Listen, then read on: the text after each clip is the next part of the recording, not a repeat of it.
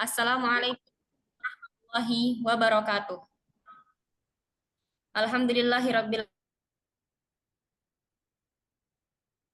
ala nabiyyina Muhammad qudwatan nasyiin wa Sebelum ala ditutup, aku akan masuk izin dulu. ashabihi thahirin amma ba'd.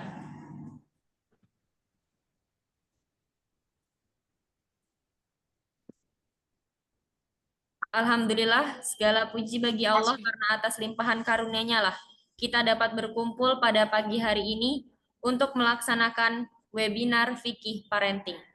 Sebelumnya, izinkan Ana memperkenalkan diri. Ana Mira Hidayati selaku MC yang akan memandu acara kita pada pagi hari ini. Sebelum memulai acara, izinkan kami memperkenalkan apa itu Nukta Learnfik. Nukta Learnfik. Nukta Learnfik adalah platform pendidikan ilmu fikih berbasis online.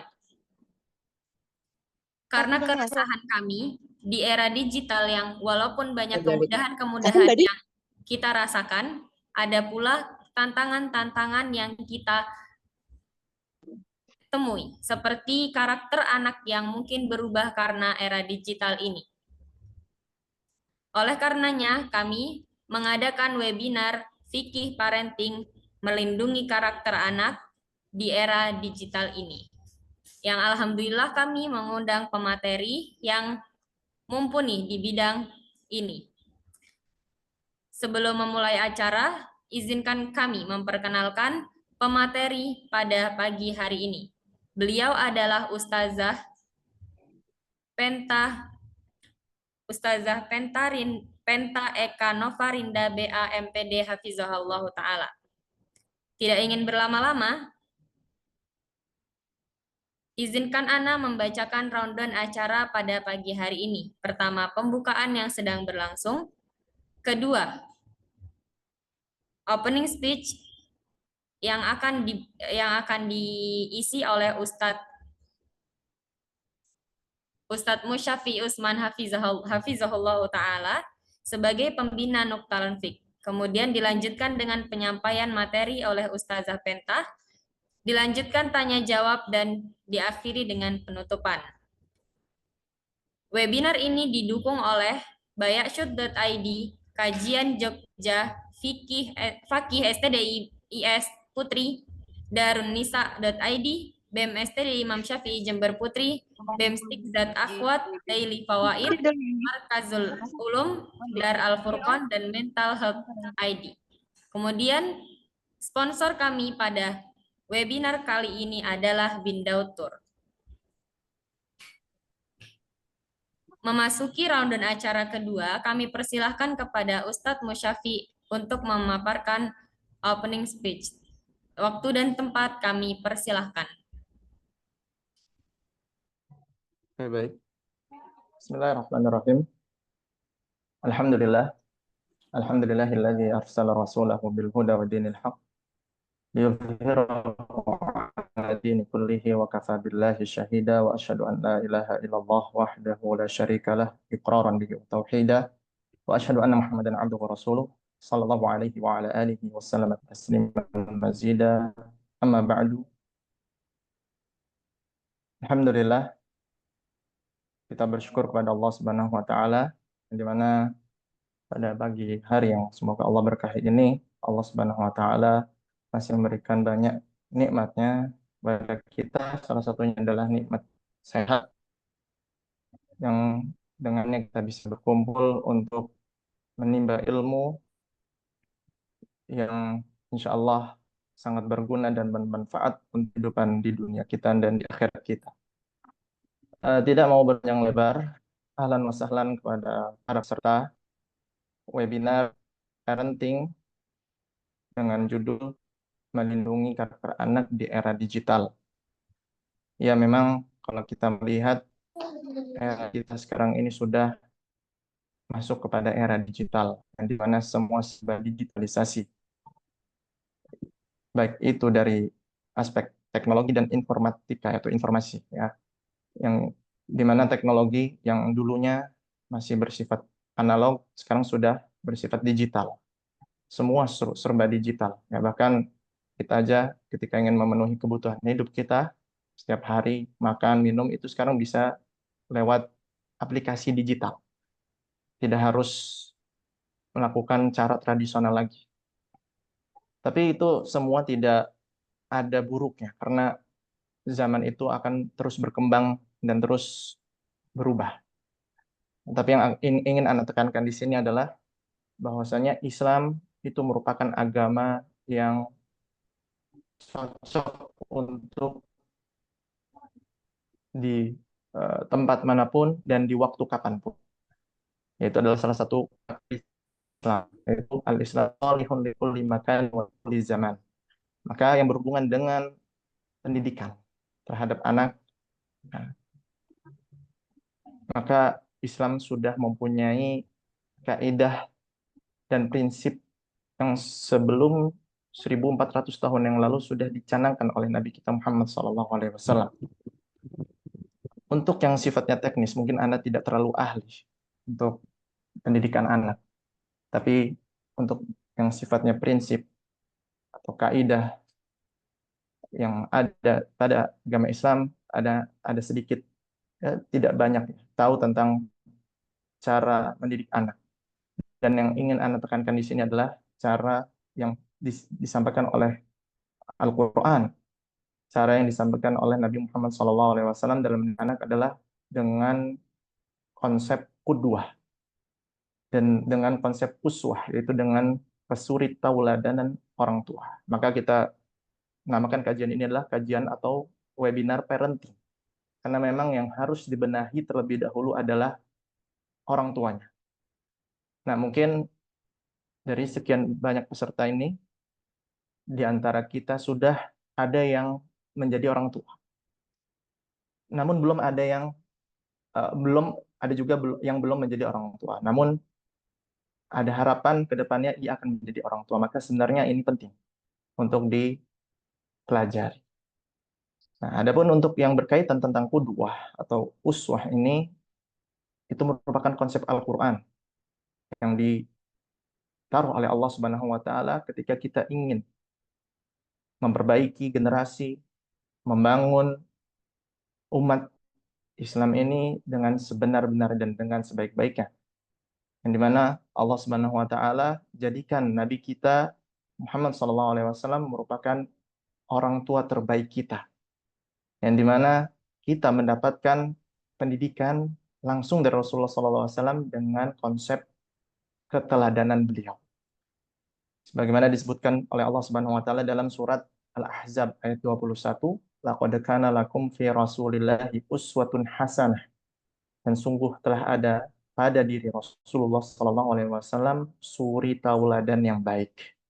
Bagaimana tidak, Rasulullah sallallahu alaihi wasallam sebelum diutus menjadi nabi dan rasul, Allah jaga beliau dari perkara-perkara yang buruk.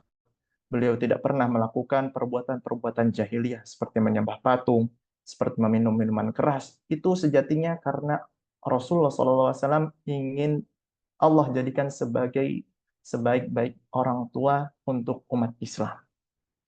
Maka kita lihatlah anak-anak didik dari Rasulullah SAW, mereka merupakan generasi terbaik, generasi yang paling indah di muka bumi, yaitu salafus saleh, para sahabat ridwanullah alaihim.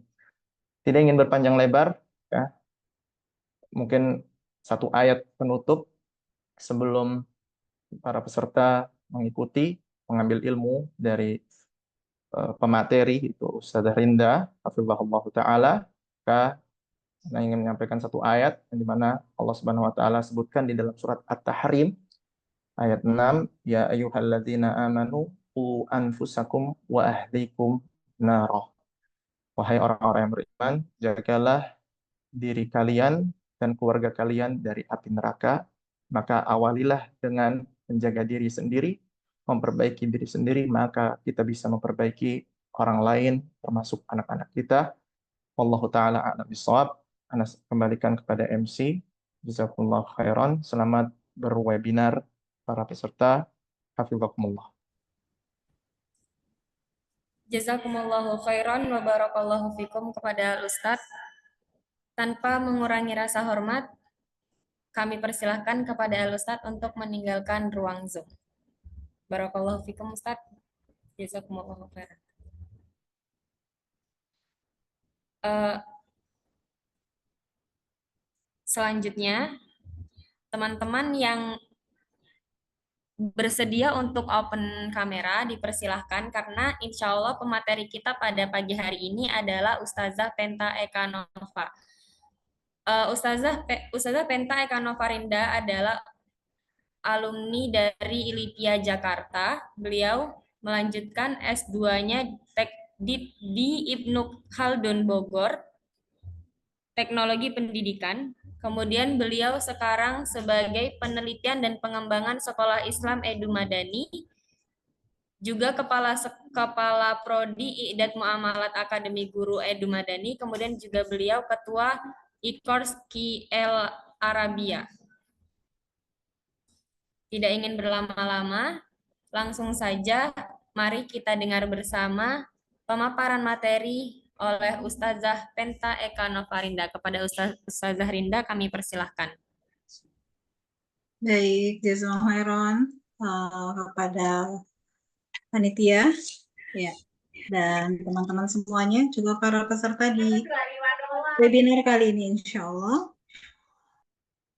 Dan mungkin untuk panitia mohon dibantu kontrol mic peserta ya jika ada yang terbuka. Baik teman-teman semuanya, ahlan wa sahlan bikun ya.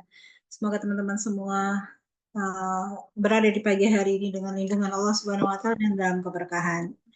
Kita buka dulu ya untuk webinar kita kali ini insyaallah taala. Ya, bismillahirrahmanirrahim. Alhamdulillahi hamdan katsiran thayyiban mubarakan fi. Asyhadu an la ilaha illallah wa asyhadu anna Muhammadan abduhu wa rasuluh. Amma ba'd. Baik, insyaallah seperti yang sudah dijanjikan dan disiapkan oleh peserta oleh panitia, kali ini kita akan membahas tentang bagaimana melindungi karakter anak di era digital. Begitu ya, teman-teman. Cuman sebelumnya Anda mau tahu dulu ini dari sekian peserta, mungkin boleh raise hand yang sudah punya anak deh, boleh. Boleh raise hand? Satu. Satu aja. Yang lain belum? Atau belum bergabung? Dua. Tiga. Yang sudah punya anak ya? Satu, dua, tiga. Empat. Yang lain?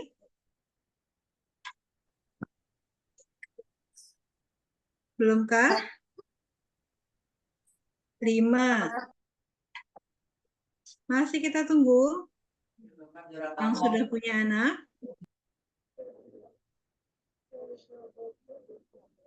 Lima aja dari sekian peserta.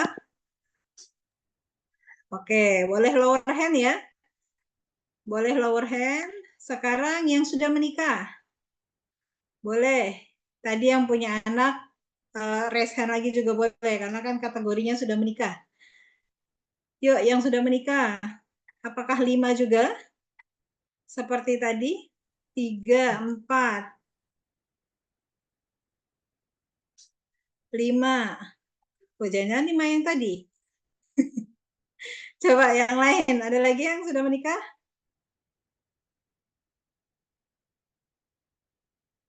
Ada 5. 5 aja ya. Kita stop di 5. Boleh lower hand. Yang masih yang belum menikah nih. Masih gadis. Coba kita lihat. Ini kalau nggak ada yang tersisa yang nggak tunjuk tangan ini entah nih. Mereka menyimak dulu sudahkah atau memang Masya Allah nih ya. Yang lain coba kita lihat. Yang belum menikah silakan raise hand.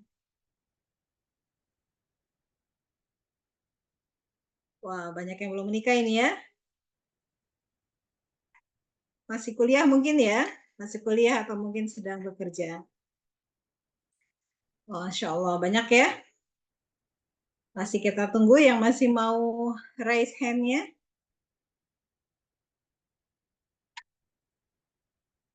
Wah, luar biasa ini ya. Tentunya teman-teman mengikuti webinar kali ini boleh ya, boleh lower hand, nggak apa-apa, sudah cukup. Ya, persiapan untuk teman-teman semuanya. Nanti jika Allah berikan kesempatan, punya pasangan, punya anak, teman-teman sudah punya ilmunya. Yang ini jarang sekali diperhatikan oleh kaula muda sekarang. Ya, yang digadang-gadang katanya Gen Z dan Gen Alpha ya kalau sekarang. Tapi mudah-mudahan itu tidak terpengaruh oleh penyebutan namanya. Alhamdulillah teman-teman semuanya dengan kesadaran teman-teman semuanya untuk bisa membekali diri ya, bagaimana nanti kita mendidik anak. Dan tentunya secara luas mendidik anak itu tidak hanya mendidik anak kita, tentunya sebagian dari kita itu mungkin ada yang bekerja juga sebagai seorang guru, ya, sebagai seorang kakak atau sebagai seorang bibi, tante, begitu ya pada ponakannya, atau sebagai seorang yang dituakan di lingkungannya, punya adik-adik tetangganya, dan yang lainnya. Semuanya membutuhkan ilmu bagaimana kita melindungi karakter anak di era digital ini.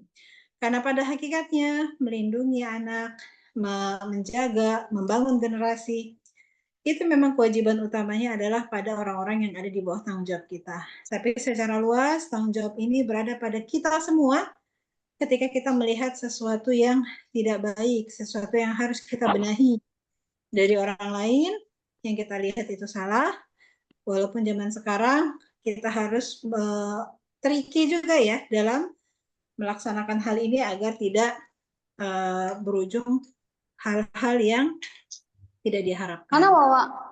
Ya, baik, karena izin share screen untuk materi kita kali ini, ya, mungkin sudah terlihat ya teman-teman semuanya. Baik, karakter era digital ya, melindungi karakter anak di era digital. Ya, kalau kita bicara tentang melindungi soal karakter, melindungi karakter ya. Di sini poinnya adalah melindungi karakter. Maka kita harus kembali lagi karena ini judulnya berbahasa Indonesia, melindungi. Kita lihat lagi ya teman-teman. Karena di sini juga banyak para yang masih single, ya insya Allah mungkin teman-teman ada yang anak kuliahan gitu ya, mahasiswi, ada yang bekerja atau yang lainnya. Kita mencoba membangun sebuah perspektif itu berdasarkan perspektif ilmiah. Itu yang harus kita bangun sebagai calon ibu. Calon ibu itu harus ilmiah. Sehingga calon ibu itu harus belajar. Belajarnya di mana aja itu terserah. Yang penting belajar yang baik di tempat yang baik. Ya. Tapi konsep ilmiah dalam diri seseorang perempuan itu penting banget. Kenapa? Karena seorang perempuan itu bisa mengubah keadaan dunia. Dalam lingkup kecilnya adalah mengubah lingkup keluarganya. Gitu. Kalau kita perhatikan gimana seorang ibu, kalau ibu moodnya udah nggak bagus, rusak keluarganya. Kalau ibu punya pandangan yang tidak baik, punya perspektif yang salah, rusak juga keluarganya. Ya, sehingga ini ketika kita akan membahas sesuatu, kita harus berpikir dengan cara ilmiah. Ini yang harus kita bangun. Ya, maka dengan kata melindungi, sebelum kita paham apa sih yang harus kita lindungi, itu kita harus tahu dulu melindungi itu apa. Ya. Melindungi dalam KBBI artinya merawat, menjaga, memelihara, ya, menyelamatkan. Teman-teman bisa cek ya nanti apa yang dimaksud dengan melindungi. Kalau memang konteks melindungi itu adalah merawat, yang di dalamnya juga ada menjaga, memelihara, dan menyelamatkan. Lalu apa yang kita lindungi? Apa yang kita rawat? Apa yang kita jaga? Dan apa yang kita selamatkan? Ya, dalam hal ini kita akan membahas tentang melindungi karakter. Lalu kalau kita temanya membahas karakter, maka karakter yang bagaimana yang perlu kita selamatkan? Kalau kita hanya melihat secara umum yang namanya menyelamatkan, menjaga, merawat, itu pasti merawat sesuatu yang baik agar tidak menjadi buruk. tidak mungkin kita merawat sesuatu yang buruk untuk tetap buruk. Itu kan nggak mungkin, ya, nggak mungkin banget. Jadi start awalnya itu harus baik dulu, ya. Ketika ini sudah baik, maka kita rawat. Atau ketika dia belum berwarna, kita pelihara untuk baik, kemudian kita rawat, ya. Namun ketika dia buruk, maka kita harus ada treatment berikutnya dulu, yaitu memperbaiki. Nah, karena di sini temanya adalah melindungi, berarti konteks kita adalah menjaga atau merawat sesuatu yang memang sudah baik. Begitu. Ya. Lalu apa karakter baik itu? Yang dimaksud dengan karakter yang baik itu apa? Karakter yang harus dilindungi kan ada karakter yang baik. Sebagaimana kita melindungi sesuatu adalah melindungi sesuatu yang baik dari perkara-perkara yang bisa membuat dia buruk atau mengotorinya. Maka karakter baik itu kita harus kembalikan kepada bagaimana agama menilainya. Karena kalau kita meninjau kata karakter itu dari norma-norma masyarakat, maka kita akan terjadi perbedaan di muka bumi ini, terjadi perbedaan. Karakter yang baik itu seperti apa? Ya, karakter orang Indonesia, karakter orang Barat, karakter orang Arab, ya jangankan untuk luar negeri ya. Untuk di Indonesia saja sendiri punya karakter-karakter yang berbeda kalau kita kembalikan definisinya secara norma kemasyarakatan. Ya, akan ada pandangan-pandangan yang berbeda.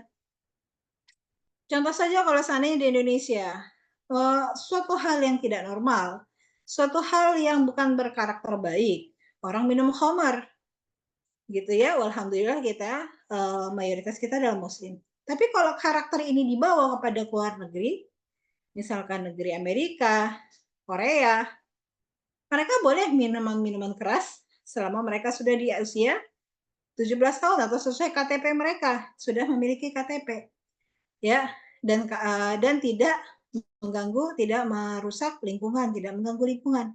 Nah, ini kan pola pandang yang berbeda kalau kita kembalikan karakter itu ke norma kemasyarakatan. Maka kita harus mengembalikan definisi ini tadi ke definisi yang tidak adalah khilafah fihi. La roiba fihi gitu. Nggak ada lagi perbedaan antara satu negara dengan negara lainnya, yaitu kembali kepada pengertian agama. Bagaimana agama ini menginginkan sebuah karakter. Sehingga ketika kita kembalikan ke agama, karakter ini bisa dibawa kemana-mana. Mau tinggal di mana aja, ya, mau kerja di mana aja, mau punya anak berapa aja, mau menikah atau belum, anak atau anak orang lain yang diurus, itu sama saja. Maka dijelaskan oleh Imam An-Nawawi, ya, di dalam kitab Riyadhus Shalihin-nya, di suatu bab khusus yang bernama bab Husnul Khuluq. Husnul Khuluq itu akhlak mulia, nama lain dari karakter yang mulia. Karena karakter itu secara definisi bahasa Indonesia adalah akhlak, kepribadian. Ya, seperti itu. Nah, kata Imam An-Nawawi, rahimahullah, dalam babnya di kitab Riyadhus Shalihin, karakter itu jadi dua. Karakter baik itu ada dua segmen. Yang pertama adalah karakter baik kepada Allah. Yang kedua, karakter baik atau akhlak baik kepada sesama hamba Allah. Dua hal ini punya dua segmen. Ya. Lalu kita lihat bagaimana Rasulullah Shallallahu Alaihi Wasallam bersabda, "Ittaqillaha haitsuma kunta, watbi'i sayyi'atal hasanata tamhuha wa khuluqin nas bi khuluqin hasanin." Ya. Dalam hadis riwayat Tirmizi, teman-teman juga mungkin sebagian ada yang sudah hafal karena ini hadis yang ma'ruf, ada di dalam hadis Arba'in An-Nawawi, dikatakan ittaqillaha haitsuma kunta. Bertakwalah kepada Allah di mana saja engkau berada. Ini lihat, poin pertama adalah takwa. Bertakwalah kepada Allah di mana saja engkau berada. Kemudian dan ikutilah perbuatan dosa dengan perbuatan baik. Niscaya akan menghapuskannya. Kemudian kita dikasih tahu lagi, kalau kita sudah terlanjur berbuat dosa, berbuat salah, maka caranya adalah bertobat dan menggantinya dengan perbuatan-perbuatan baik. Kemudian yang ketiga dalam hadis ini, ya, wa khaliqin nas bi khuluqin hasan. Dan pergaulilah orang dengan akhlak yang baik. Lihat teman-teman di sini, yang di pertama itu ada takwa, yang terakhir itu ada akhlak yang baik. Ibnu Rajab Al-Hambali rahimahullah mengatakan dalam kitab syarahnya dari syarah hadis Arba'in Nawawi ini, yaitu kitab Jami'ul Ulum Hikam, Rasulullah pada hadis ini memisahkan antara takwa dan akhlak. Antara takwa dan akhlak yang mulia. Antara takwa dengan karakter yang baik. Kenapa sampai dipisahkan? Ya, karena sebagian orang berpikiran bahwasanya ketakwaan itu hanya berupa ketaatan kita pada Allah Subhanahu wa taala aja. Bagaimana kita menjadi hamba yang beribadah dengan benar, bagaimana hamba yang dekat dengan Al-Qur'an, bagaimana hamba yang mempelajari agama. Tapi sedikit sekali ya, atau mungkin ada beberapa yang memisahkan antara akhlak yang baik dengan ketakwaan tadi. Padahal akhlak yang baik ini merupakan bagian dari ketakwaan. Sehingga pada hadis ini akhlak yang baik dipisah itu untuk memberikan tanbih, untuk memberikan tekanan yang kuat pada kita. Kadang-kadang kalau nggak dikeluarin satu poin penting itu kita nggak ngeh. Sehingga dikeluarin poinnya dari di antara poin-poin takwa, yaitu berakhlak yang baik.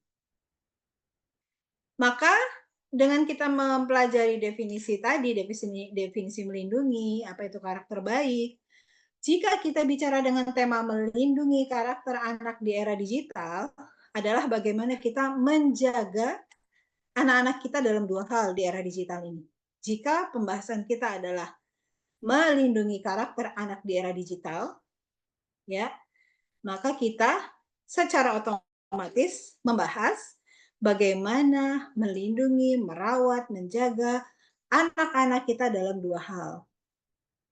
Yang ini bagi yang belum menikah bisa menjadi introspeksi diri sebagai POV-nya anak. Bagi yang sudah menikah dan punya anak bisa menjadi bahan introspeksi dulu sebagai POV-nya anak dan juga sebagai orang tua. Ya, yang pertama, bagaimana kita merawat anak-anak kita di era digital ini untuk tetap menjaga akhlaknya kepada Allah. Yang kedua, bagaimana kita merawat, menjaga anak kita ini di era digital ini dengan menjaga akhlaknya kepada sesama hamba Allah. Jadi kalau melindungi karakter anak di era digital, kita segmennya dua. Melindungi karakter hubungan anak dengan Allah dan melindungi karakter hubungan anak dengan sesama hamba Allah. Ini dua hal yang harus kita jalankan seimbang. Ya.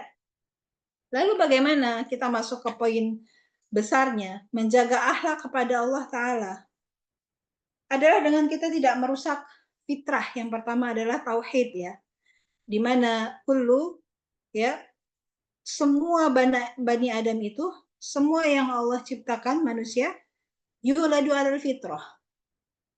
Mereka dilahirkan di atas fitrah, dan ini yang nggak boleh kita rusak. Dosa kita ngerusaknya. Kita akan mempertanggungjawabkannya nanti di akhirat kelak. Ya, tapi kalau kita bicara sebagai anak, teman-teman semuanya, kita tidak boleh sebagai orang yang sudah dewasa, sebagai orang yang sudah baligh, ya, sebagai orang yang sudah belajar, sebagai orang yang sudah sempurna akalnya, bisa membedakan mana yang baik dan yang benar, tidak lagi seperti anak-anak hanya mencontoh saja yang ada di depan matanya. Kita sekarang sudah besar ini, ya, walaupun orang tua punya kewajiban untuk mengarahkan anaknya, tidak merusak fitrahnya, mengajarkan tauhid kepada anaknya. Ketika kita tidak besar dalam kondisi seperti itu, bukan orang tua yang kita salahkan. Sehingga tidak ada yang namanya orang tua toksik. Itu adalah takdir yang Allah berikan yang tidak bisa kita jadikan sandaran. Kemudian kita tidak merubah nasib kita ke depannya, hanya menyalahkan orang tua dan masa lalu. Tidak benar. Ya, tidak benar seperti itu.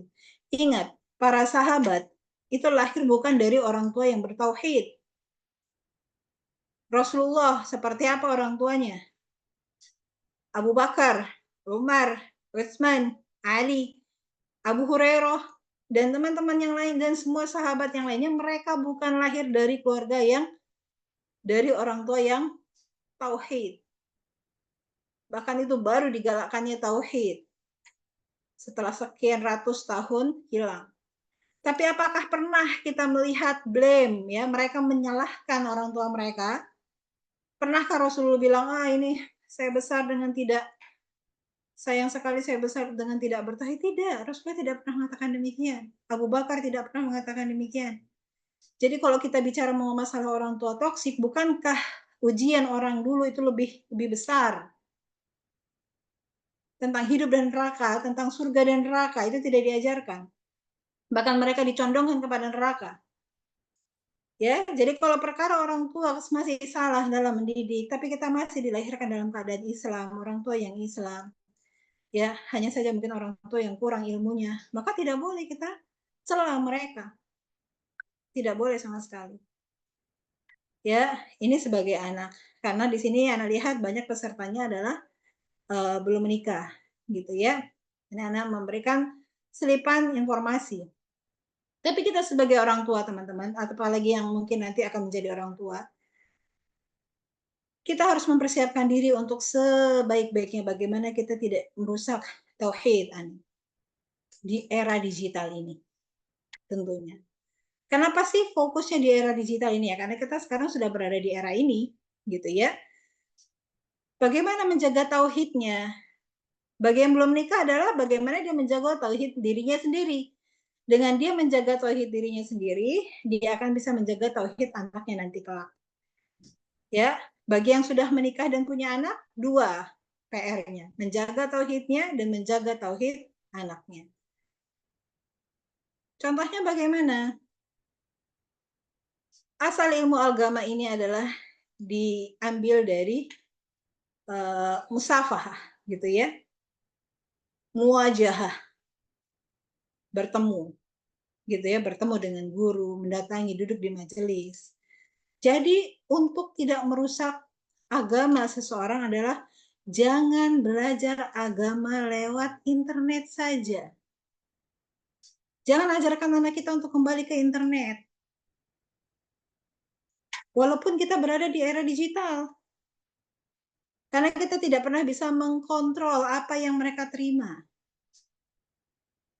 Ya, para yang sudah jadi ibu di sini atau teman-teman, ketika mendapati sebuah permasalahan, itu jangan tanya Google kalau dalam perkara agama.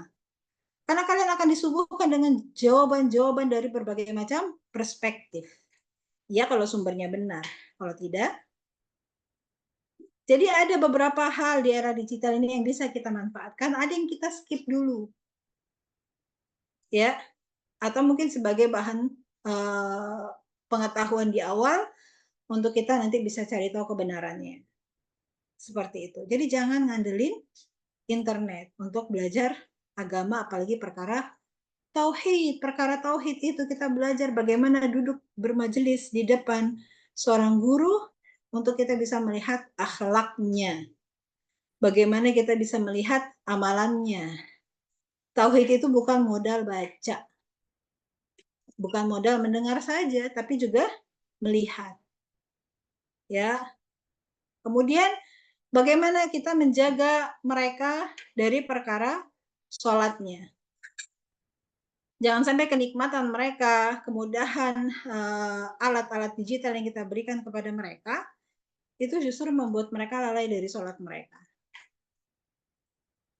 Lalai dari sholat itu bukan perkara misalkan untuk anak laki-laki, ya, mendengar azan kemudian dia belum masjid karena dia sibuk dengan digitalnya. Bukan hanya itu kan yang tampak saja. Bagaimana dengan yang perempuan? Ya, perempuan juga di rumahnya. Tapi yang bisa merusak nilai sholat tersebut. Apa yang bisa merusak nilai sholat tersebut adalah maksiat-maksiat yang bisa mereka dapati di era di alat-alat digital tersebut. Ya, itu hal-hal yang harus kita hindari. Untuk anak-anak kita jauhi informasi-informasi agama yang salah, gitu ya.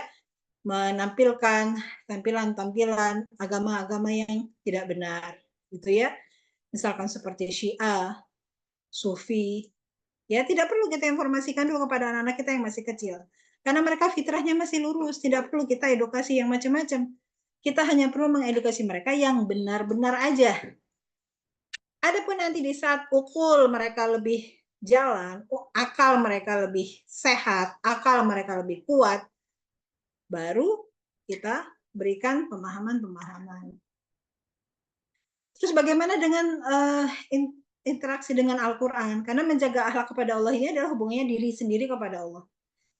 Salah satu yang juga menjadi sebuah nikmat, tapi juga menjadi sebuah bahaya, banyak sekali alat-alat digital yang menampilkan atau memberikan suara-suara Al-Quran. Suara-suara Al-Quran untuk mendampingi anak-anak hafalan, begitu ya. Untuk kalau bayi-bayi itu kalau zaman anak dulu, zaman masih punya anak kecil, itu suka ada jualan murotal berbentuk laptop, ya, atau handphone yang isinya murotal doang, atau video kartun yang isinya murotal. Terkesan baik bukan ini? Coba Anda tanya dulu deh, salah satu peserta ada yang mau jawab, baik tidak ini untuk agama kita, perkembangan ini? Video kartun, kartunnya bisa Boboiboy, bisa apa itu, Riko, apa Kiko? Riko. Riko, bisa Riko, bisa apa lagi? Banyak sekali lah ya. Tayo juga bisa. Coba, salah satu dari kita ada yang menjawab, baik tidak ini untuk kita? Untuk agama kita? Tidak, dari Mbak Kania. Coba Mbak Kania, boleh open mic-nya. Enggaknya kenapa?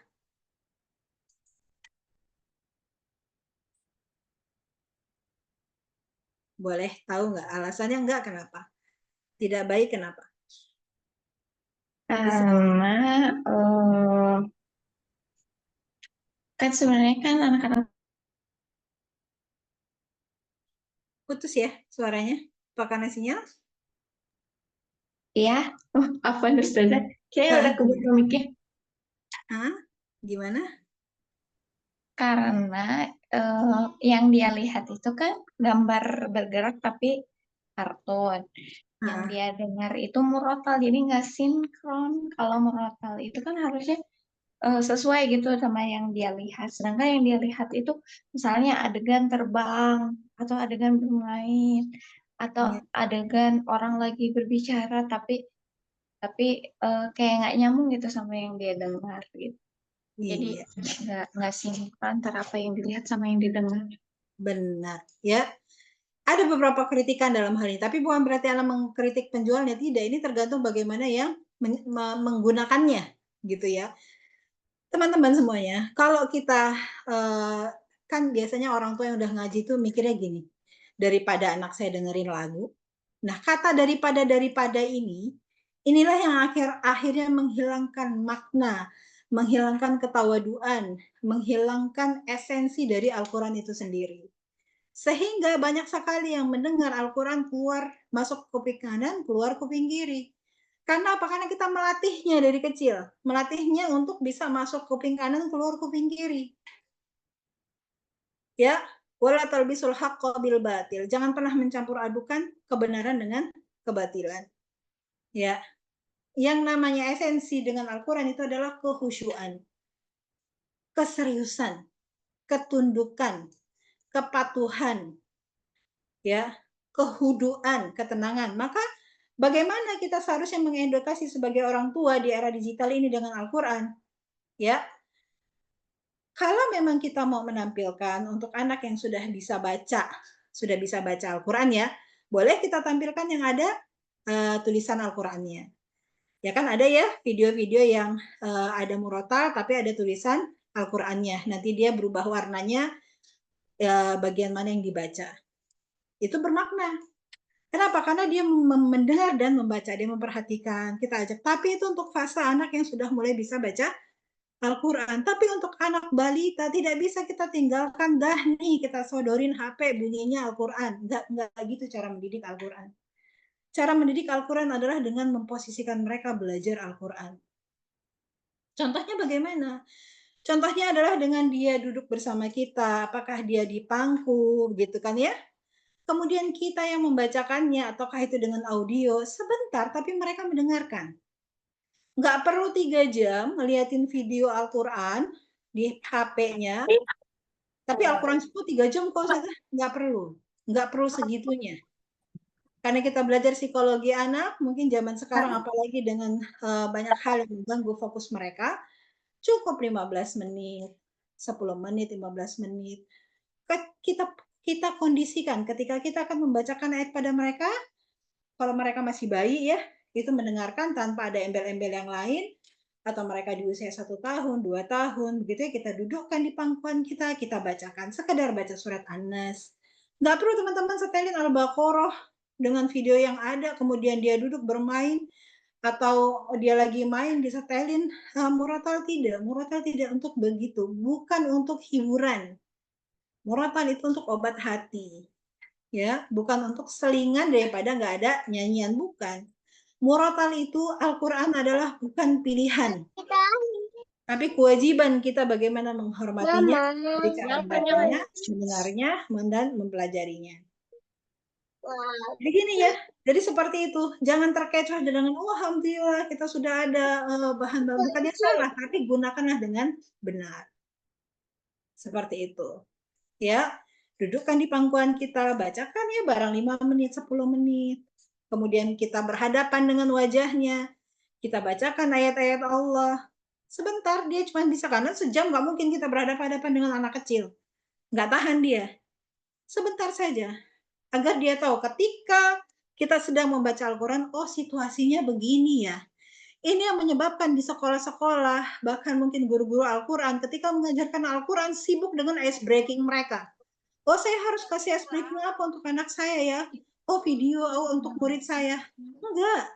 Kekhususan belajar Al-Quran adalah ketawaduan, kehuduan, kehormatan kita untuk menghormati Al-Quran tersebut.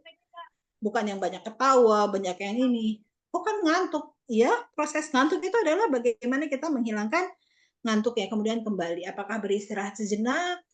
Ya, ice breaking itu hanya untuk menghilangkan hawa ngantuk saja. Tapi tidak mesti atau tidak boleh Al-Quran sepanjang pengajarannya dibawa dengan senda gurau. Tidak boleh seperti itu.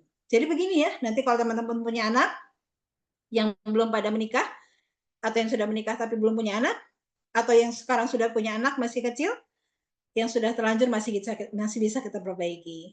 Ya, ketika kita mengajak anak kita berinteraksi dengan Al-Quran, maka interaksilah secara nyata, interaksilah secara langsung, gitu ya. Oh, anak nggak bisa baca Al-Quran, anak nggak bagus ya belajar, gitu ya. Atau kalau memang mualaf misalkan, oh anak nggak bisa, belum bisa baca Al-Quran ya, kita pakai audio, kita dengarkan berdua dengan anak kita, sebentar saja. Nanti biarkan mereka bermain lagi setelahnya, sehingga tertanam di otak anak tersebut bahwasanya oh inilah momen ketika baca Al-Quran ternyata saya harus diam, duduk, dengarkan. Dan itulah yang akan tertanam di hati mereka sampai besarnya nanti, insya Allah ta'ala. Ya, nanti kalau sudah besar baru kita kasih video tadi. Video tadi juga tadi yang Ana bilang, yang berisi dengan surat-surat Al-Quran, bukan dengan gambar film, ya, gambar yang lain segala macam, enggak seperti itu cara mengedukasi anak kita. Terus bagaimana dengan yang sudah ada Ustazah? Ya kok kan banyak itu di YouTube, yaitu setiap orang mungkin punya pandangan masing-masing, tapi sebaiknya ketika kita akan memilih suatu sikap yang itu akan menjadi habit kita, atau kita habitkan kepada anak kita habitkan sesuatu yang terbaik dengan punya prinsip, punya dasar, punya dalil, ya, punya hujah yang kuat kenapa kita melakukan hal tersebut. Begitu ya. Jadi bukannya salah media, tapi bagaimana kita menggunakannya dengan benar. Ya, bagaimana kita mengaplikasikannya dalam hidup kita sebenarnya. Inilah cara kita menjaga, salah satu menjaga akhlak anak kita kepada Allah Subhanahu wa taala dengan tidak menghilangkan esensinya ketika mereka berinteraksi dengan Al-Qur'an. Ya. Kemudian berikutnya tentang menjauhi maksiat. Ya. Menjauhi maksiat tentunya di zaman digital ini mudah sekali ya. Maksiat itu dilihat itu mudah sekali. Bahkan kita nggak pengen lihat pun dilihatkan. Lalu bagaimana kalau situasinya seperti itu? Maka bagi kita, bagi yang belum menikah nih, gunakan digital itu seperlunya. Ya, segera menghindari sesuatu yang maksiat. Apakah itu melihat, oh anak kan perempuan, kalau ngelihat perempuan joget juga nggak apa-apa dong? Ya nggak juga. Itu melihat aurat wanita lain juga. Tidak boleh. Kita segera alihkan kepada hal lain. Anak-anak kita gitu ya. Handphone itu kan kalau ada internetnya kadang muncul iklan. Iklan yang tidak diharap-harapkan kadang ada gitu ya. Seperti itulah memang sehingga dari kecil ya jangan perkenalkan mereka dengan alat-alat itu dahulu. Ya, bayi seperti itu. Ya. Walaupun isinya baik, murotal dan segala macam. Seperti itu. Ada masa-masanya yang memang kita temani. Bukan mereka ditinggalkan dengan benda tersebut, kemudian kita sibuk ngapain. Ibunya duduk kajian, dengerin Ustadz, anaknya dikasih HP nonton yang lain-lain. Nontonin iklan lah, nontonin apalah. Gitu. Ya, ada skala prioritas yang harus kita dahulukan ketika memang kita sudah punya anak. Kita harus mendidik dua, diri kita dan anak kita. Jangan diri kita doang, anak kita lupa. Jangan anak kita doang, kitanya lupa. Kita sekeras itu sama anak, kita sedetail itu sama anak, tapi kita lalai sama diri kita sendiri. Tidak ya, tidak seperti itu. Sehingga hal tersebut jangan membuat kita tertipu. Ya, dengan perkembangan teknologi ini jangan membuat kita tertipu dengan mudahnya akses yang kita dapatkan sehingga kita menghilangkan esensi dari sebuah agama, esensi dari sebuah nilai ibadah, esensi dari yang lain-lainnya. Begitu, ya. Itu perihal bagaimana kita melindungi mereka dari gempuran, ya, ghuzul fikri dari orang-orang yang tidak mencintai Islam lewat media yang ada di tangan kita, yang kita sukai dan yang paling sering kita pegang dari yang lainnya gitu ya. Kemudian kita berikutnya ya, setelah menjaga akhlak kita kepada akhlak anak ya kepada Allah Ta'ala, maka kita menjaga akhlak anak kita kepada sesama hamba Allah. Sesama hamba Allah itu berarti kan sesama manusia ya. Apakah ini bermuamalah dengan selain manusia, misalkan hewan, tumbuhan, ya itu perkara lain ya teman-teman, mungkin akan dibahas di pembahasan yang lebih khusus mungkin ya. Tapi sekali ini kita akan membahasnya tentang bagaimana muamalah kita kepada sesama manusia. Pertama dengan orang tua, teman-teman. Orang tua tidak boleh dikalahkan dengan alat digital. Ya, orang tua pun tidak boleh membentuk anak dengan alat digital. Bagi yang sudah besar, alat digital ini fungsinya adalah untuk silaturahim ke orang tua. Jangan pegang HP, pegang segala macam iPhone terbaru, tapi orang tua nggak pernah dihubungi. Seminggu sekali, sebulan sekali ditelepon. Jadi kecanggihan alat handphonenya itu nggak ada pengaruhnya dengan bagaimana dia menjalin silaturahmi dengan orang tuanya. Begitu. Kalau untuk anak-anak yang masih kecil, bagaimana kita mengedukasi mereka? Ya tadi ya, dengan tidak memberikannya dan tetap izin kita adalah izin yang mutlak untuk mereka dapatkan sebelum mereka bermain dengan digital.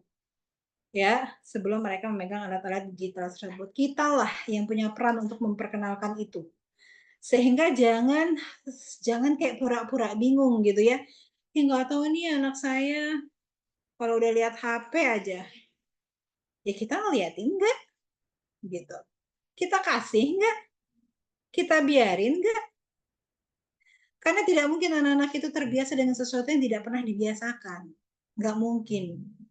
Secara teorinya, seorang anak itu belum bisa berpikir lurus, belum bisa berpikir mana benar dan mana salah. Mereka hanya copy-paste. Mereka lihat dan mereka ikuti. Makanya sebagian ulama mengatakan pendidikan terbaik untuk anak-anak adalah bukan bagaimana kita mengarahkan, tapi bagaimana kita memperlihatkan, mencontohkan, ya, bukan dengan mulut tapi dengan tindakan. Jadi jangan sampai orang tua, oh anaknya ngamuk-ngamuk karena pengen punya HP, ya udahlah daripada berisik. Ini kesalahan orang tua ya. Oh ya udahlah. Misalkan di sebuah keramaian atau di tempat kajian. Karena kita nggak mau nih anak kita ganggu orang, karena nggak mau juga kita diliatin orang karena anak kita nangis ngerengek-ngerengek, minta HP, ya udahlah nggak apa-apa lah, kasih aja. Gitu ya, biar diem. Ini bekal banget ya, apalagi ini teman-teman yang belum nikah nih, biasanya belum punya pengalaman ngurus anak, bingung kalau anaknya udah tantrum gimana. Kalau menghadapi anak seperti ini, tipsnya teman-teman, korbankan kegiatan kita. Ketika lagi kajian, wah anak kita rame, kita lagi kumpul sama temen, lagi asik dengerin ustadznya, oh ternyata anak kita gelap, gelisah, bosan segala macam ya, karena duduk mungkin bagi anak-anak duduk di kajian adalah suatu hal yang menjenuhkan, mereka belum bisa selama itu seperti kita. Bukan kita terus mendengarkan kajian, kemudian anak kita dikasih handphone. Selesaikan kajiannya, sudah segitu jatah kita dapat kajian, kita urus anak kita. Apakah itu keluar masjid, ngajak dia main. Bukan kita kembali duduk kemudian membiarkan. Jadi itu seperti kita mendidik diri kita, tapi bersamaan dengan menghancurkan anak kita. Padahal kita juga yang akan bertanggung jawab dengan anak kita nantinya di akhirat. Ya, lagi kumpul-kumpul sama teman-teman, lagi ngobrol, kemudian anaknya rewel. Ya sudah, berarti batasan kita sampai seperti itu. Begitu. Agar kita tahu, agar anak kita belajar, rengaikan dia itu tidak mengubah peraturan yang ada. Ya, agar anak kita tuh tetap punya peraturan, tidak menggila, karena alat digital itu bisa membuat kecanduan. Ya, sehingga mereka harus tetap berada pada relnya. Nanti di kemudian hari sebelum kita sebelum kita keluar, sebelum kita bertemu dengan teman-teman, sebelum kita bantu ngurus yang lain, kita edukasi anak kita. Nanti nak, kita mau ke sana, kita akan melakukan apa, tapi tetap nggak boleh pegang HP, misalnya nggak boleh nonton atau apa. Sesekali boleh nggak sih anak dikasih HP gitu ya? Ya sebaiknya tidak ya teman-teman. Untuk anak-anak yang masih 1 tahun kan banyak sekali sekarang anak bayi itu udah diliatin HP-nya. Kalau nggak mau direbut anaknya jangan dulu pegang HP gitu ya. 1 tahun 2 tahun udah bisa scroll, orang tuh ngelihatnya bangga ya. Ya Allah 2 tahun udah bisa scroll gitu ya. Nah siapa yang ngajarin? Anak itu nggak mungkin otomatis scroll HP kalau dia nggak ngeliat ibunya scroll HP. Itu prinsip awalnya. Nggak mungkin dia sepintar itu kalau dia nggak melihat. Teman-teman boleh adain percobaan. Anak yang nggak pernah ngeliat bagaimana orang menggunakan HP, sama anak yang sering tiap hari melihat orang tuanya menggunakan HP. Walaupun sulit sekarang ya, karena kan kita mungkin berkomunikasi dengan HP. Tapi seperlunya saja kalau ada anak-anak. Anak yang nggak pernah melihat orang tuanya bagaimana mengoperasikan handphone, dia nggak akan punya, oh ini digeser ke atas ya, oh ini digeser ke bawah ya, oh ini diklik ya. Mereka nggak punya pengetahuan itu. Mereka punya pengetahuan itu karena melihat. Jadi jangan kaget, jangan pura-pura kaget. Jangan pura-pura kaget, iya kok anak saya udah bisa scroll HP ya. Enggak ada ceritanya tiba-tiba anak ajaib langsung bisa scroll HP, enggak. Itu karena dia melihat. Ya, apakah melihat kita, apakah melihat kakaknya, apakah melihat ayahnya, apakah melihat orang lain, ya Allahu alam. Tergantung siapa yang dia lihat. Gitu. Makanya Anda bilang jangan pura-pura kaget. Nanti kalau punya anak, ya, apalagi yang sekarang sudah punya anak, jangan pura-pura kaget. Semua yang diajar, semua yang dilakukan oleh anak kita itu apa yang dilihat oleh dia dari orang tuanya. Kalau dia masih kecil, kalau dia nggak ada interaksi sama orang lain, ya. Tapi kalau dia sudah dari kecil sudah berinteraksi nggak cuma sama orang tuanya, sama neneknya, sama tetangganya, sama pengasuhnya mungkin, atau kalau dia sudah di daycare mungkin, atau hal lainnya, dan banyak orang dia lihat, kemungkinan jadi tidak hanya mencontoh dari kita. Ya, mungkin kita sudah berusaha tidak mencontohkan yang tidak baik, tapi ternyata dia melihat dari orang lain. Itu sesuatu yang tidak bisa kita hindari gitu ya. Kita hanya bisa melakukan apa yang mampu kita lakukan saja. Ya, jika memang itu terjadi di luar kuasa kita, kita sudah tidak bisa kita sudah menghindari ajaran-ajaran seperti itu, kebiasaan-kebiasaan yang buruk seperti itu, tapi ternyata anak kita mungkin mendapatkan contoh dari orang lain, ya kita berarti harus memperbaiki dulu. Sebelum kita melindungi karakter tadi, kita perbaiki dulu. Tadi ya, melindungi karakter baik itu melindungi yang sudah baik. Kalau yang kadung kesalahan, ya, human error lah ya, kadang-kadang kita terhadap sesuatu, maka kita perbaiki dulu, setelah baik baru kita jaga dari hal-hal yang dapat merusaknya kembali. Gitu ya. Kemudian karakter dengan guru. Karakter dengan guru ini teman-teman, bagaimana kita ajarkan anak-anak kita santun bicara dengan guru. Jangan sama guru itu udah kayak temannya aja, gitu ya. Udah kayak teman seumurannya, jangan. Kita ajarkan bagaimana menyapa guru dengan baik, ya. Apa namanya? Hal-hal tersebut ya, karena kan kalau sekarang itu suka ada tugas-tugas, karena sekarang sudah nggak asing lagi dengan tugas online gitu ya, baik anak SD ataupun SMP atau SMA. Anak TK bahkan pun ada di zaman sekarang, oh yaudah ya Bu ya, nanti ada tugas anaknya, setor hafalan, misalkan surat An-Nas ayat 1 sampai ayat 2 pakai voice note ya, pakai digital nggak itu? Pakai digital kan? Gitu. Nah, bagaimana kita di situ kesempatan kita mengedukasi anak-anak. Kalau memang kita punya bersekolah di seperti itu, karena memang kondisi kita sekarang sudah lekat ya dengan pembelajaran online, adalah kita ajarkan bagaimana anak-anak bicara kepada gurunya. Assalamualaikum Bu Guru, begitu kita ajarkan cara yang baik membuka pesan voice note tadi, begitu. Ya, jangan karena voice note mau cepatnya aja, mau tag cepatnya aja udah pokoknya yang penting kita ngumpulin, gitu ya, nggak seperti itu. Bagaimana berinteraksi dengan seorang guru. Apakah ini hanya berlaku untuk anak kecil aja? Enggak, teman-teman. Anak SMP, anak SMA ini justru PR berat buat kita. Kenapa? Karena mereka udah gede. Dibilang gede enggak, dibilang kecil juga enggak, gitu ya, nanggung. Nah, ini harus kita edukasi. Anak pernah jadi kepala asrama di salah satu sekolah. Itu banyak anak yang punya akun sosial siluman. Ya, siluman itu maksudnya tidak terdetek. Akun yang ditahu orang tuanya apa, yang dia punya mah apa, gitu. Nanti orang tuanya lihat, oh akun dia biasa-biasa, jadi nggak update-update juga. Ternyata dia update-nya di akun yang lain yang tidak tahu orang tuanya. Banyak sekali teman-teman ini, nggak 1, 2, puluhan. Ya, banyak. Udah paling pinter dah. Kalau anak-anak yang sekarang nih, gimana ngakalin orang tuanya. Nah, kita jangan kalah pinter juga. Ya, banyak anak-anak orang tua itu terpengaruh dengan gaya pendidikan barat, ya. Membiarkan anaknya yang punya privacy.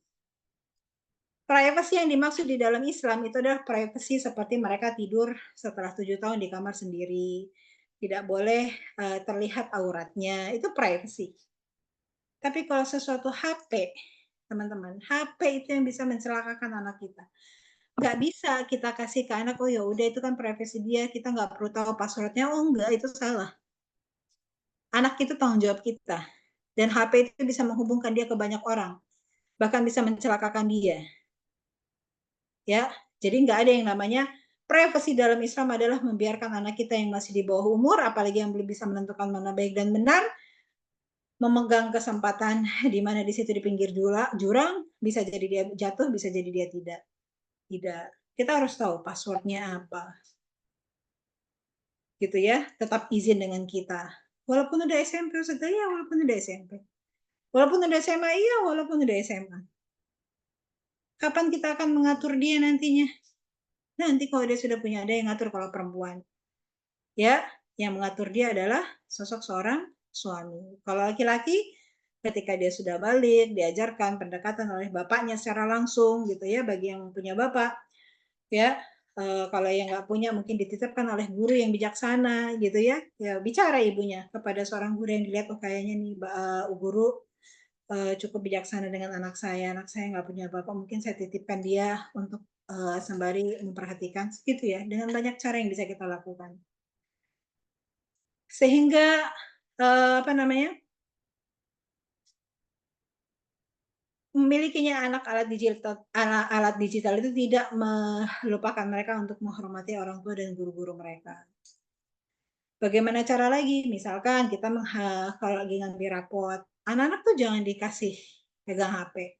Lagi kumpul keluarga, lagi makan di luar. Sering kali ya, kalau anak sedang makan di luar itu, lagi acara makan, lagi makan ya di luar, itu lagi makan, bisa-bisanya seorang orang tua nyalain video YouTube, kemudian taruh di depan anaknya yang sedang makan. Ngapain?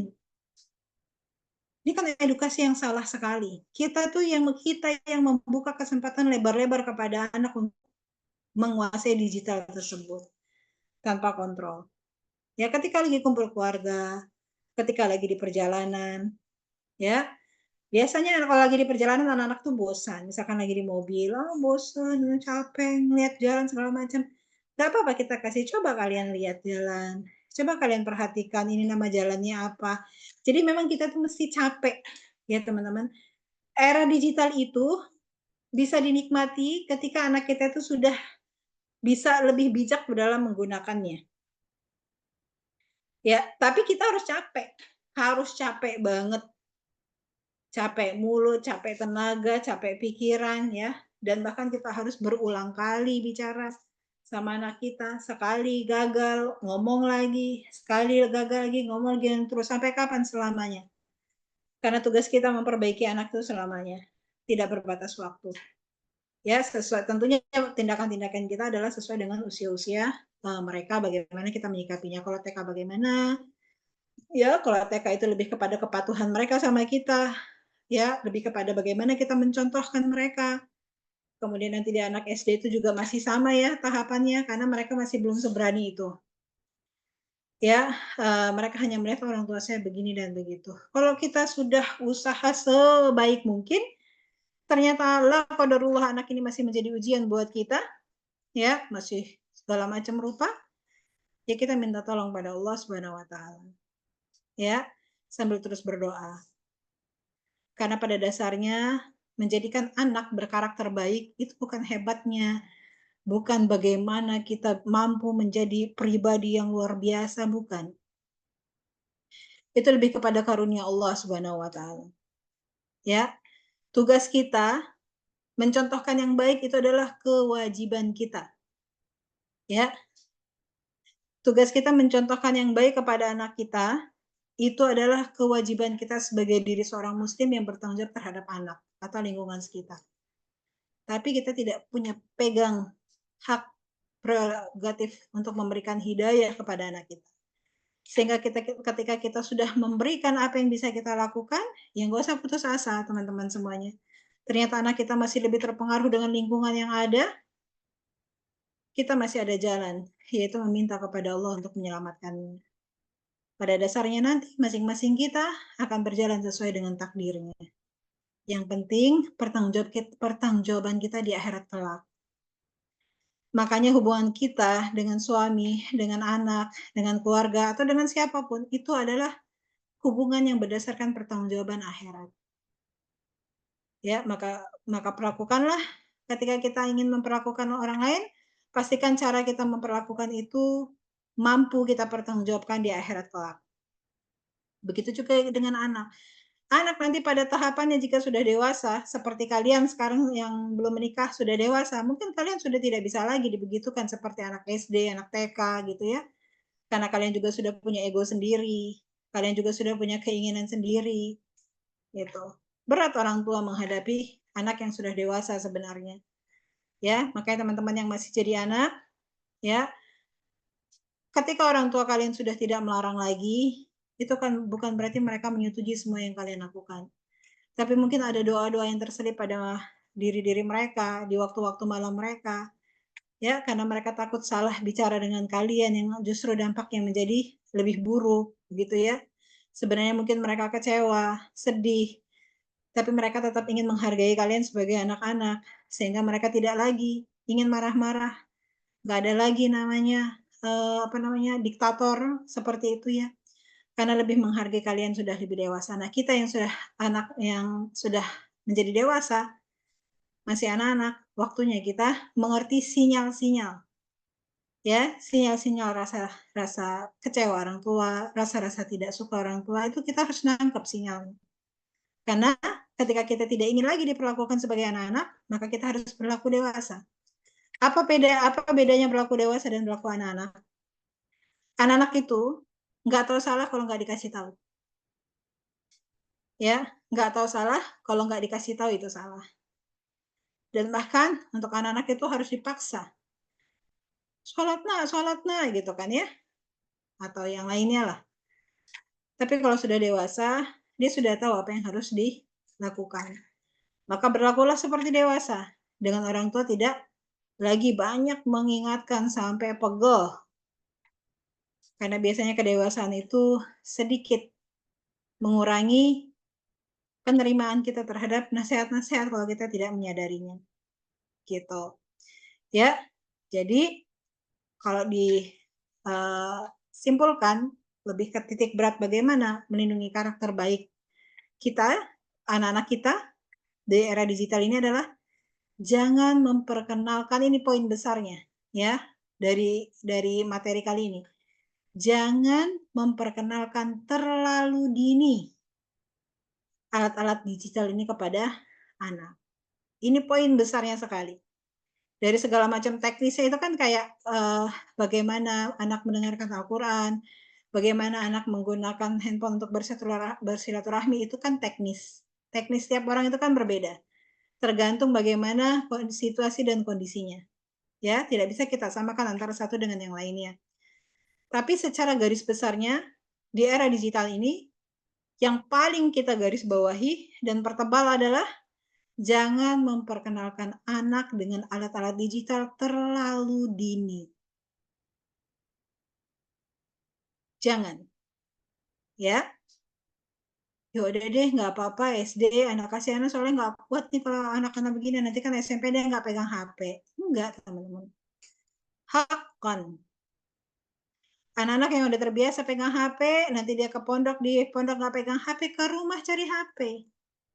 Bukan cari orang tuanya. Paling cari orang tuanya pelukan sesaat, saat ketemu, nangis, keluar air mata, senang, bahagia ketemu. Tapi 2 jam berikutnya, 3 jam berikutnya sudah pegang HP. Kangen-kangenannya mah pas saat ketemu. Baru kita bergulat lagi dengan mereka, HP aja pegangannya kalau libur dan segala macam. Jangan deh. Sebelum terlambat, maka jangan edukasi HP terlalu dini atau alat digital lainnya. Sesuatu yang masih kita jalankan bisa manual dan itu berkaitan dengan agama, kita jalankan.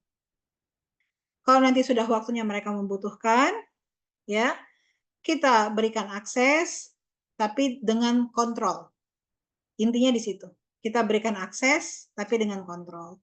Jangan kita berikan akses semaunya. Dan jangan kalah sama keinginan anak. Harus tetap kuat, gitu ya.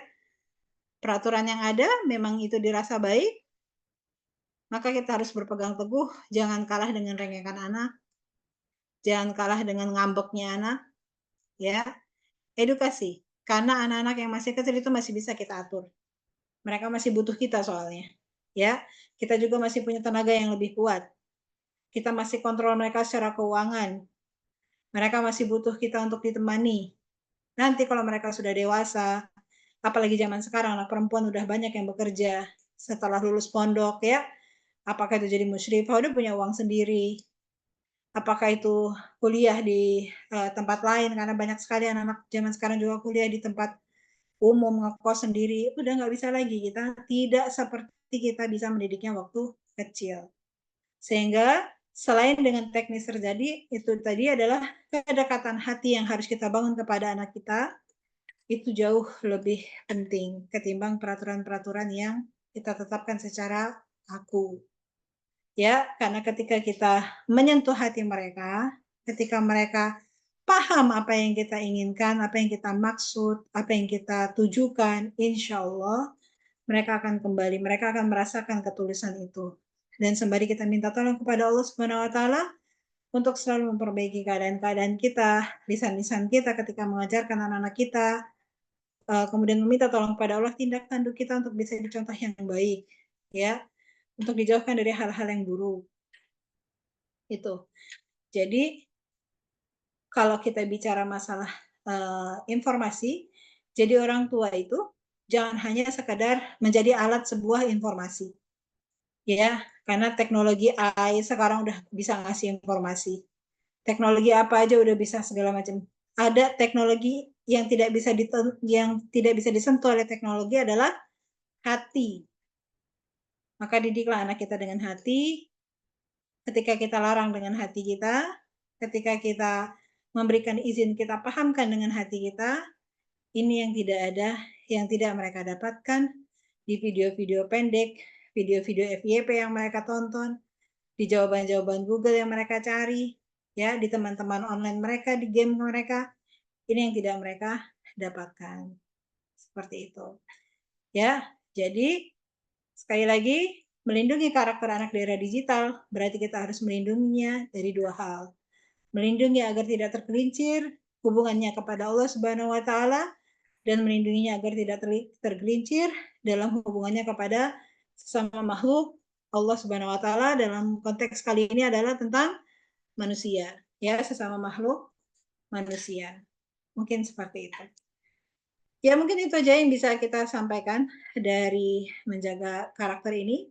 Adapun beberapa teknis tadi sudah kita jelaskan, ya, adalah poin besarnya adalah jangan terlalu dini, jangan terburu-buru, dan dekati dengan hati. Adapun teknisnya, jika hal-hal tadi berkecocokan dengan keadaan kita masing-masing, bisa kita jalankan.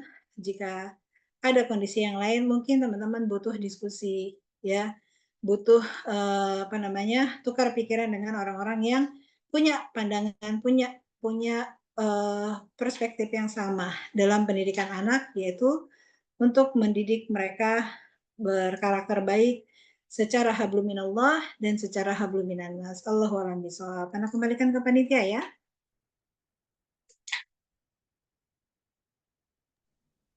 Masya Allah, jazakumullah khairan Ustazah, materi yang sangat luar biasa bermanfaat. Tidak terasa kita sudah memasuki sesi terakhir, yaitu sesi tanya jawab. Teman-teman silakan dimanfaatkan sesi tanya jawab ini karena seperti yang kita ketahui materinya yang sudah sangat Masya Allah bermanfaat, maka jangan cukupkan dengan hal itu tapi tanyakan hal-hal yang ingin teman-teman rasakan seperti itu. Sepertinya sudah pertanyaan Ustazah dari Ukhti Kania Meilawati. Ana izin membacakan. Assalamualaikum warahmatullahi wabarakatuh. Ustazah, semoga Allah senantiasa merahmati Ustazah dan keluarga. Izin bertanya Ustazah, bagaimana cara orang tua belajar menggunakan HP seperlunya? Mungkin Ustazah bisa memberikan contoh atau remnya agar kami bisa lebih bijak, dan bagaimana kalau ayahnya atau orang sekitarnya yang mencontohkan yang sebaliknya. Jazakumullahu khairan, Ustazah, barakallahu fikum. Waalaikumsalam. Ya. Waalaikumsalam ya. Semoga Allah memudahkan urusan kaum muslimin dalam mendidik anak-anaknya. Memang perkara HP ini yang lekat banget sama kita. Nempel banget, susah banget dihilangkan. Ternyata dunia sudah berhasil membuat keterbutuhan kita terhadap benda kecil itu. Ya. Lalu bagaimana kita untuk mengeremnya ketika memang kita juga butuh dengan HP tersebut, ya. Bagaimana batasannya untuk bisa tidak berlebih-lebihan gitu ya. Pertama, kalau tergantung orang tua tadi, ibunya sebagai apa? Misalkan ibunya memang di rumah gitu ya, tidak bekerja di luar, tidak terlalu banyak berurusan dengan HP, misal seperti itu. Ya berarti dia bisa menggunakan HP mungkin di saat anaknya tidur gitu ya, atau sesekali saja ketika memang ada butuh, ingin menghubungi orang atau ingin sesuatu yang ingin dicari. Artinya bukan sesuatu hanya untuk menghilangkan penat, kemudian anaknya mojok di mana, ketawa-ketawa di mana anaknya, ngeletek-ngeletekin apa anaknya, ibunya main HP. Jangan seperti itu. Tapi kalau seandainya orang tuanya bekerja bagaimana? Yang memang koordinasinya, misalkan dagang contohnya ya, kalau mungkin kalau bekerja di tempat lain, masih ada batasannya lah, tidak setiap waktu melihat HP. Kalau dagang bagaimana? Kan ini interaksinya dagang online, interaksinya pakai HP. Ya, pertama tetapkan jadwal kerjanya. Gitu ya, tetap jadwal jadwal kerjanya itu, jadwal dagang itu dari kapan sampai kapan, kayak gitu. Nah, jika pun memang, kalau dagang kan pagi, sudah nggak mungkin dagang malam gitu ya. Ya maka kita gunakan seperlunya, semoga Allah tolong kita, tapi kita edukasi ke anak kita. Walaupun anak kita tuh belum bisa bicara, misalnya anak yang masih kecil ya, kita edukasi. Umi mau kerja dulu ya di HP, gitu. Jadi mereka nggak, Umi kok ngapain ya? Mata anak kecil itu bertanya loh sebenarnya ketika ngelihat kita. Memperhatikan kita tuh ngapain sih gitu kan ya, kotak-atik sama benda seperti itu. Jadi edukasi secara lisan. Umi atau Bunda mau kerja dulu ya nak ya, mau lihat HP sebentar. Ini konsisten. Kita ini, kemudian sudah selesai, pekerjaan Umi sudah selesai, HP Umi taruh ya. Seperti itu edukasi komunikasi dengan anak kecil. Itu kalau yang masih bayi. Sehingga dia mengerti komunikasi itu. Tapi kalau untuk anak yang udah gede gitu, udah SD, SMP seperti itu, ya kita edukasi mereka. Ketika, Umi mau kerja dulu deh, mau ngurusin dagangan dulu, atau mau membalas pesan dari teman kerja atau hal-hal lainnya lah yang memang dibutuhkan, sehingga kita pakai gitu ya, sehingga kita pakai di depan dia dan jangan berlama-lama. Kalau udah selesai ya udah, gitu ya. Terus gimana ketika seorang ibu sudah seperlunya aja, tapi ternyata bapaknya begitu? Ya pertama memang kita dalam mendidik anak itu harus sevisi ya sama suami. Tapi kalau memang ternyata suami belum bisa sevisi dengan kita, kita alihkan anak kita, ya. Kita bicara sama suami kita, tentunya terus mengedukasi, terus dirundingkan, didiskusikan. Tapi kalau memang masih seperti itu, kita usahakan sebisa mungkin mengalihkannya. Misalkan, yuk kita main yang lain, atau bawa anak kemana untuk bermain, seperti itu ya. Mengalihkan dengan hal-hal tersebut. Ini juga misalkan yang tinggalnya masih ramean, serumah. Nah ini tentu kondisinya lebih sulit lagi ya. Lakukan apa yang bisa kita lakukan, edukasi semaksimal yang bisa kita lakukan. Selanjutnya kita minta tolong sama Allah agar Allah menjaga anak kita. Karena memang tidak selalu kita berada pada kondisi ideal. Tapi lakukanlah yang terbaik yang bisa kita lakukan untuk mendidik anak kita. Selanjutnya kita serahkan pada Allah Subhanahu wa taala. Semoga Allah menjaga keluarga kita dari hal-hal yang merugikan dunia dan akhirat. Allahu a'lam bishawab. Ustazah, ada penanya yang raise hand yaitu Ya, silakan. Ufti Yasmin, boleh dibuka mikrofonnya. Assalamualaikum warahmatullahi wabarakatuh. Waalaikumsalam warahmatullahi wabarakatuh. Sebelumnya jazakumullah khairan katsira Ustazah atas materi yang telah disampaikan hari ini. Ana izin bertanya. Jadi biasanya itu kan alhamdulillah orang tua itu sudah bahkan belum memperkenalkan gadget atau membatasi dan mengawasi gadget kepada anaknya di umur mulai sekolah gitu, Ustazah TK misalnya. Tapi kemudian ketika sekolah TK atau sekolah yang dipilih itu sudah baik, sudah sesuai juga. Cuma kan pergaulan terhadap anak-anak lain itu Ustazah biasanya ponakan anak gitu tahu banyak hal tentang tren pada zaman ini tuh karena pengaruh teman-temannya gitu Ustazah. Gimana cara kita mungkin sebagai orang tua itu membangun komunikasi kepada anaknya untuk mengajari agar nggak ikut tren tersebut gitu Ustazah. Baik, Masya Allah. Baik, sebenarnya teman-teman masalah ini dihadapi oleh semua orang tua, nggak cuma anak SD ya, anak SMP, anak SMA, nggak cuma di sekolah, di pondok pun. Jangan dikira di pondok tuh nggak ada ujiannya, ya. Di pondok itu anak-anak bisa reunian, ngobrolin apa yang mereka lihat selama liburan di rumahnya, di HP, di media sosial, dan yang lainnya. Begitu ya, artinya apapun cara yang kita lakukan, ya, semaksimal yang kita lakukan, ternyata kita sudah membatasi, kita sudah mengedukasi. Tidak ayal ya, tidak menutup kemungkinan anak kita itu masih melanggar apa yang kita contohkan, apa yang kita ajarkan, apa yang kita didik. Ya, minimal ya teman-teman. Satu hal yang harus kita syukuri adalah dalam kondisi kita masih mampu untuk mendidik mereka, untuk memberikan pandangan mereka mana baik dan salah. Ya, sembari kita cari cara misalkan pergaulannya dengan di luar sekolah misalkan, atau dengan anak yang salah mungkin ya, maksudnya dengan anak yang mungkin tidak terlalu diperhatikan orang tuanya, jadi dia bebas main HP, bahkan banyak tahu gitu ya tentang dunia-dunia online seperti itu. Kita jauhkan anak kita dari pergaulan tersebut. Kemudian jika memang tidak bisa, seperti contohnya nanti ada masa-masa anak kita mondok misalkan, ya itu kan udah nggak bisa kita kontrol lagi, dia ngobrol sama siapa, dia bahas sama siapa, dia berteman sama siapa. Kalau masih SD masih enak, masih bisa kita kasih tahu gitu ya. Tapi kalau sudah jauh dari kita, ternyata dia mendapatkan teman-teman yang mengedukasi banyak hal, ternyata dia masih diam-diam gitu kan ya, bahkan ada yang sampai melakukan hal tersebut. Edukasi kepada anak atau cara kita menegur anak-anak yang sudah dewasa tersebut, jangan serta-merta dimarahin dengan keras gitu ya, tapi kita ajak berpikir. Kemudian kita kasih kesempatan dia untuk berpikir, nggak langsung yang ambil HP-nya, hapus akunnya, nggak, kasih kesempatan dia berpikir. Sampai dia melakukan sesuatu yang kita lihat sambil kita kontrol, oh bahaya, baru kita mengambil sebuah tindakan. Contohnya,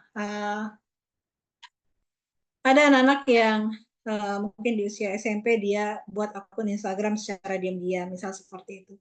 Kita tahu, ya mungkin suatu saat kita nggak langsung mengintegrasi seperti itu ya, kita edukasi pelan-pelan, kita ambil contoh orang lain, kemudian kita ajak dia berkegiatan yang lebih positif, seperti itu. Nah, tapi kalau kita lihat, kita kontrol, ternyata dia melewati batasan-batasannya, baru di situ kita mengambil tindakan tegas. Kalau untuk anak SD, misalkan tadi masih SD, maka kita masih punya wewenang penuh ya. Artinya masih anak SD itu masih bisa kita atur insya Allah gitu. Jangan kita yang kalahan gitu ya. Minimal ketika bersama kita, ya kita edukasi itu salah dan tidak menggunakannya gitu. Tapi kalau sudah ada di luar kuasa kita untuk menahannya, maka nanti saat bersama kita edukasi kembali. Sampai kapan? Selamanya. Ya, itu usaha kita untuk memperbaiki anak itu selamanya. Gitu. Ya, memang pengaruh dari luar itu memang sulit untuk kita hindari. Toh anak kita juga tetap harus bersosial. Gitu kan ya, ujiannya di situ justru. Ya, ketika dia ada di luar yang penting ketika dia keluar itu kita kasih pesan-pesan. Kemudian nanti ketika dia kembali kita evaluasi gitu ya. Kita dekati, kita tanyakan. Minimal dia tahu mana benar dan mana salah. Kalaupun dia melakukan sesuatu tersebut, minimal dia merasa salah, itu merupakan masih ada titik terang gitu ya untuk dia meninggalkannya suatu saat. Mudah-mudahan. Allahu a'lam bishawab. Tentunya kalau di sekolah berarti misalkan itu terjadi di sekolah, minta tolong dengan orang tua, minta tolong dengan guru di sekolah.